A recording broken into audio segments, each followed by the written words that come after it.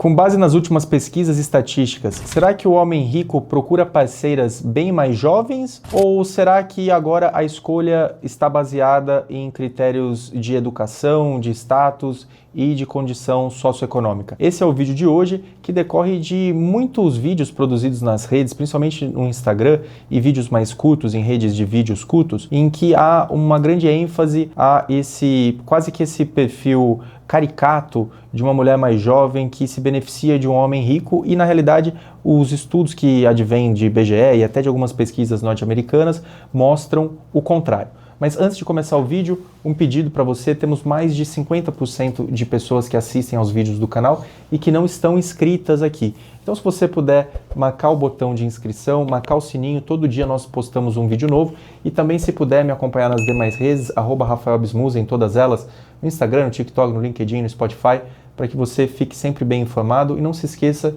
que eu tenho meu podcast diário, de manhã cedo. Antes de começar o pregão, eu comento as principais notícias internacionais e nacionais do dia.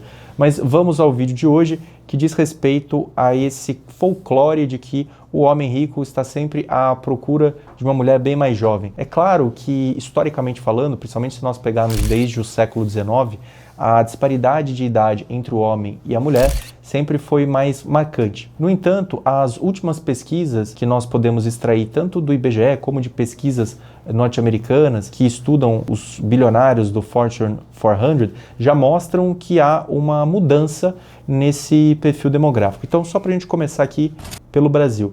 No Brasil, nós já constatamos, e aqui não é muito bem um critério de riqueza, mas um critério de escolaridade e de idade, nós já temos notado nas pesquisas do IBGE que há uma proximidade grande. Então, quando nós analisamos todo o espectro populacional, nós já percebemos que há casamentos de forma mais tardia, depois dos 30 anos, no começo ali da casa dos 30 anos, entre homens e mulheres. As mulheres normalmente no final da casa dos 20 anos e os homens no início da casa dos 30 anos.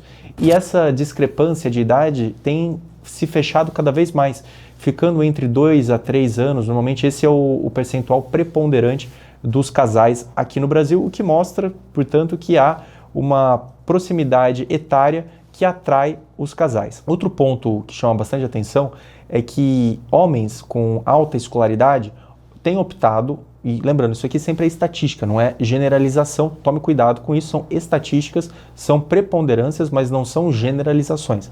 Então, homens com bastante escolaridade têm optado por mulheres que também tenham bastante escolaridade e renda compatível, portanto que tenham uma segmentação socioeconômica parecida com a sua. De outro lado, mulheres com alto nível de escolaridade têm sido menos seletivas, e isso rompe um pouco com o padrão de hipergamia que normalmente se advoga, que a mulher sempre está procurando um parceiro que esteja com uma condição econômica e cultural, social acima dela. Isso tem se revertido muito porque as mulheres ganham cada vez mais espaço no mercado de trabalho, também conquistam rendas superiores aos dos homens em boa parte das profissões, e isso faz com que as mulheres acabem sendo até menos seletivas do que os homens e muitas vezes procurando parceiros que estão em condições econômicas, culturais, sociais abaixo da que elas apresentam. Então veja que interessante, com esse ganho da independência da mulher no mercado de trabalho e o seu protagonismo no mercado de trabalho, veja como isso tem mudado a estrutura de relacionamento entre homens e mulheres e demonstrando, portanto, que as mulheres estão deixando de ser tão seletivas e, de outro lado, os homens estão, principalmente os homens com alta escolaridade, estão optando por parceiras que também tenham um grande nível escolar, cultural e econômico. Diferentemente, em categorias de homens com renda mais baixa, não há tanta essa preocupação e aí se nota uma disparidade etária muito maior. Nos Estados Unidos também nós temos o mesmo fenômeno acontecendo. Muito interessante que em estudos antigos havia preponderância de homens, principalmente os homens da Fortune 400, porque essa questão estatística, metodológica é muito difícil de se apurar. Então o estudo que havia era sobre esses bilionários da lista dos 400 e que quando eles tinham um segundo casamento eles acabavam optando por mulheres bem mais jovens. Isso, no entanto, já foi bastante refutado e já foi bastante modificada essa estatística em relação a tempos pretéritos. Então, hoje esses homens optam por mulheres também com uma escolaridade compatível, que tenha um status, um espaço cultural compartilhado, que, portanto, já nos leva a concluir que essas pessoas estão procurando parceiras que consigam compartilhar de aspectos culturais em comuns, tanto no aspecto de desfrute da vida cultural como um todo, mas também na renda, ter uma renda que seja compatível, não necessariamente próxima ou parecida, mas que seja de alguma forma compatível e que haja uma identificação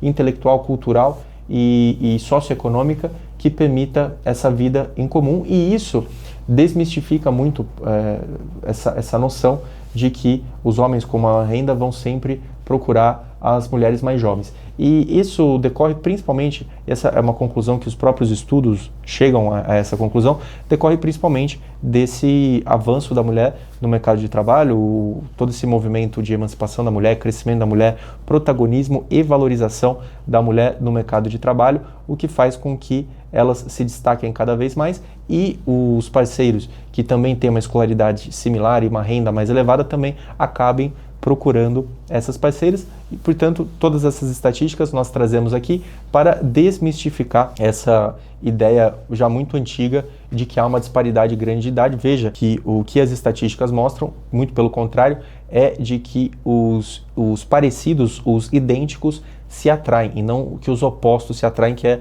normalmente a frase que nós costumamos ouvir. As similaridades de renda, de cultura, de educação e as similaridades etárias acabam atraindo os cônjuges e formando os casais na maior parte das vezes, e isso serve de reflexão para que também nós não tenhamos tantos conteúdos jogados nas redes. É claro que vão viralizar, muitas vezes vão gerar polêmica, mas a realidade mostra outra coisa. Então fica aqui um vídeo com um embasamento nos dados estatísticos brasileiros e o pouco que nós temos também nos Estados Unidos para fazer uma conclusão do que a população brasileira tem optado. Então, para fazer uma conclusão, casais estão optando por se casar tardiamente, porém com parceiros que tenham o mesmo nível de escolaridade, mesmo nível cultural, mesmo nível social. E lembrando, temos outros aspectos? Claro que temos. Agora fazendo aqui uma análise da minha ótica jurídica como alguém que tem doutorado em Direito Civil e que trabalha com isso diariamente, que trabalha com casamentos e divórcios diariamente. O casamento tem muitos riscos patrimoniais, então a pessoa pode ter que pagar pensão alimentícia, pode ter uma partilha que leve à perda de 50% do patrimônio, dependendo do regime de bens. Há muitas questões ligadas à guarda dos filhos, pensões dos filhos, discussões sobre como conduzir a educação de casais que sejam divorciados e aí estão em constante conflito em relação aos rumos da educação dos filhos. Então todas essas questões acabam trazendo grandes ônus e riscos para esses cônjuges e, dessa maneira, tanto mulheres quanto homens com grande patrimônio ou com grande renda, normalmente são instruídos por advogados para que tomem cuidado, para que optem por regimes de bens mais defensivos, e aqui no Brasil seria a separação total de bens, e também devem ter cuidado na seleção do seu parceiro, e certamente todos esses aspectos acabam passando pela cabeça de homens e mulheres quando vão buscar um parceiro para estabelecer uma família e estabelecer um relacionamento conjugal, o que é natural. Quanto maior a intervenção estatal em questões familiares, maior deve ser a preocupação das pessoas com relação às consequências adversas de um casamento mal pensado, mal arquitetado, sobretudo no que concerne às regras que vão disciplinar as relações patrimoniais do casal ao longo da vida em comum. Então, desmistificamos um tópico muito ventilado nas redes nas últimas semanas e também fazemos uma abordagem dos riscos jurídicos que, na minha opinião, também contribuem para essa opção de seleção entre cônjuges e casais que tenham o mesmo nível cultural e socioeconômico. Espero que você tenha gostado desse vídeo, mais um vídeo da nossa linha cultural e social com comentários ao que está acontecendo no Brasil e no mundo e aqui no campo dos casamentos, relacionamentos e os seus impactos para os respectivos patrimônios dos cônjuges. Espero que você tenha gostado, não deixe de dar o like para que mais pessoas possam assistir a esse vídeo e que possam compartilhá-lo com mais pessoas que estão prestes a casar, que têm interesse em saber como está o mercado dos relacionamentos, e não deixe de me seguir nas demais redes, @RafaelBismusa, em todas elas. E você, avalia essas questões? Você analisa o perfil socioeconômico do seu parceiro antes de se relacionar? Você que já é casado, você que já é casada, você avaliou essas questões? Ou você acha que apenas o amor é o bastante para sustentar o casamento ao longo do tempo? Não deixe de me escrever aqui nos comentários. Muito obrigado.